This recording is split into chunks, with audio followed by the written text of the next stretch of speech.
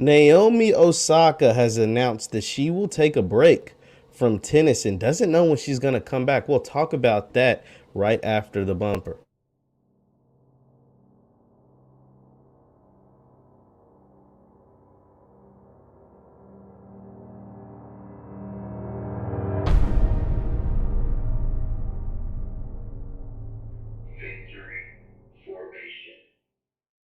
What's good, good people? Jeff Lightsy Jr. here with the Black Boss channel and Victory Formation. Be sure to hit the thumbs up button, like, share, subscribe, and the notification bell because we upload every single day. Now, Naomi Osaka has announced that she will take a break from tennis and doesn't know exactly when she's going to come back. She stated that after her loss at the U.S. Open, I want to say. We're going to read some from this article from Yahoo Sports. It says, during a post-match interview after her round 3 defeat against Canada's Leylah Fernandez at the U.S. Open, Naomi Osaka, who plays for Japan, said that she is planning on taking a break from tennis to focus on her mental health. Says, quote, I guess we're all dealing with some stuff, but I know that I'm dealing with some stuff, Osaka said during the press conference. She didn't got a go-ahead from someone on the sidelines before continuing, quote, I feel like for me recently when I win, I don't feel happy.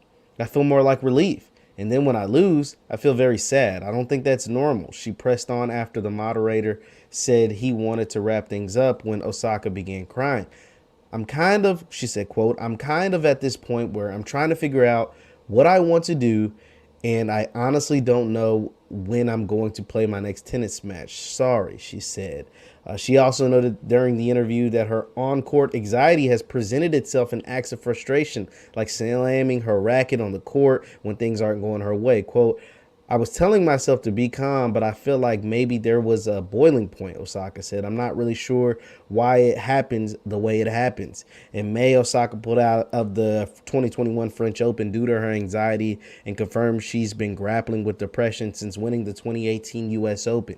She withdrew from Wimbledon in June before competing in the 2020 Tokyo Olympics, where she made it to the third round before losing.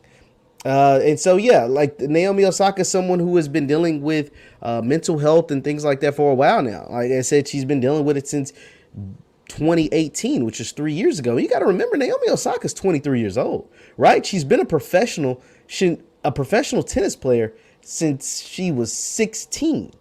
She won her first major before she could legally drink, and she's been ranked as high as #1 in the world. She has 4 majors, and to me, she's the best tennis player in the world. So with that comes a ton of pressure. With that comes a ton of anxiety. With that, as she explained, when she wins, it's not like she enjoys it. It's more of a whew. I'm glad I did that, because the world expects that from me. See, I think a lot of times, and I love that her and people like her and Simone Biles and some of the best in the world at what they do are starting to realize, like, yo, like, I understand this sport, this platform that is afforded to me because of the talents and the gifts that I was given and I worked hard to obtain and I worked hard to become this person at this sport, is the reason why I'm able to do certain stuff. Naomi Osaka is the highest paid woman athlete in the world, right? I think she made a ton of money over the last year. She's the highest paid female athlete in the world. So a lot of that comes from the success she has on the tennis court, of course. But at the same time, when you reach a level of success like her, especially at such a young age. I mean, she turned pro when she was 16. I don't know about y'all, but when I was 16, I couldn't be nobody's professional athlete, right? Like she said, there is more of that relief instead of enjoyment when you win, and when you lose, the world is bashing on you because they're like, why the hell are you losing? You're the best. The best don't lose, right? So that is why I feel like her opening up about her anxiety and about the pressure that she feels is great, right? Now, obviously, you're going to get knuckleheads and losers who are mad because they just want to see Naomi compete. They just want to see Naomi out there, and they just want to see her go, Naomi, you're the best. You get all this money. You're supposed to be inhuman. Well, people with a lot of money suffer from a lot of things all the time. They suffer in silence, right? Until they pop up, knock on wood, until they pop up and they're dead. And you're like, damn, how did this person die when they're the greatest to ever do whatever they did, or one of the best ever to do whatever they did, right? Because they're suffering in silence. They're human. They go through emotions just like me and you, right? R.I.P. Michael K. Williams. But he was suffering in silence. He's one of the greatest actors to ever live. He portrayed one of the best TV characters ever. Omar from The Wire is one of the best characters ever on television. The Wire, in many cases, is the greatest TV show ever. And Michael K. Williams played a huge role into why it is people obsess about The Wire. The Wire broke so many careers. It made so many people famous. But it's because of how talented they were and that collection of talent all coming together on one television series. Whether it was Idris Elba or Michael B. Jordan or Wood Harris or, you know what I mean? Like, it's a bunch of a collection of talent together. But even with all of that success, whether it was The Wire back then or Lovecraft Country now, Michael K. Williams had a struggle. He was suffering in silence. And this is not just excluded to black people. We saw Robin Williams. Robin Williams committed suicide because he was struggling in silence. So I'm saying all that to say this. Just because you make a bunch of money or you're super famous or people love you or whatever, you feel the pressures of the world just like someone who can't go out and make things happen for their family. There's pressures in different kinds. There's different kinds of pressures.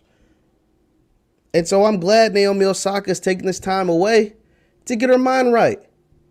To get her mind right so she can go out there and best perform the best she can. Because there's a ton of people that rely on her. Think about this. Naomi Osaka not only feeds her family, but when you become a business or an entity, you feed other families. When you become a brand, you help other people eat. And so when you're not performing your best, you hurting them. And I'm sure she feels the pressure of that as well. So I'm just glad she's getting her mental right, man. Because these are clearly these are struggles she's had. Clearly there's struggles Simone Biles had. Simone Biles at the Olympics. Simone Biles bailed out of the Olympics. Dude, think about that. The Olympics only comes around 4 times a year. And Simone Biles was so messed up, so shook up. She left the Olympics alone. She missed crucial competitive events at the Olympics because she was so shook up. Because she's the greatest to ever do it. And there's so much pressure on her to continue to be great and continue to be the best ever. That kind of messed her up a little bit. Just point blank period.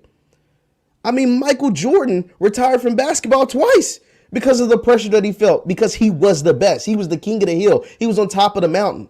He had to leave the game twice. Twice. So this is not just subjected to women. This is not just subjected to black people.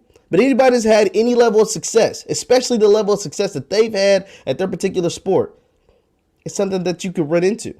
I'm just glad Naomi and Simone are able to deal with it in a positive manner. Step back, take a break.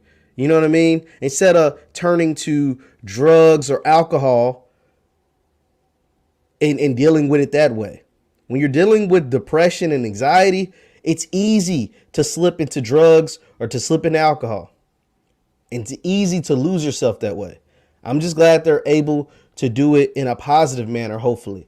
You know, from what I read, they're dealing with it in a positive manner. They'll get back right. And I think they'll return. They're so young, man, 23 and 24 years old. They will return to being the best in the world and two of the best ever. Simone's the best ever. And Naomi, I think, will continue to be one of the greatest tennis players to ever walk the court, to ever walk this earth. We'll see what happens. Once again, I'm Jeff Lightsy Jr. with the Black Boss Channel and Victory Formation. Thank you guys for tuning in. Be sure to hit the thumbs up button, like, share, subscribe, and all my Facebook peeps. Follow me, Jeff Lightsy Sports on Facebook. That's Jeff Lightsy Sports on Facebook. Thank you guys for tuning in, and I'll see you next time. Peace.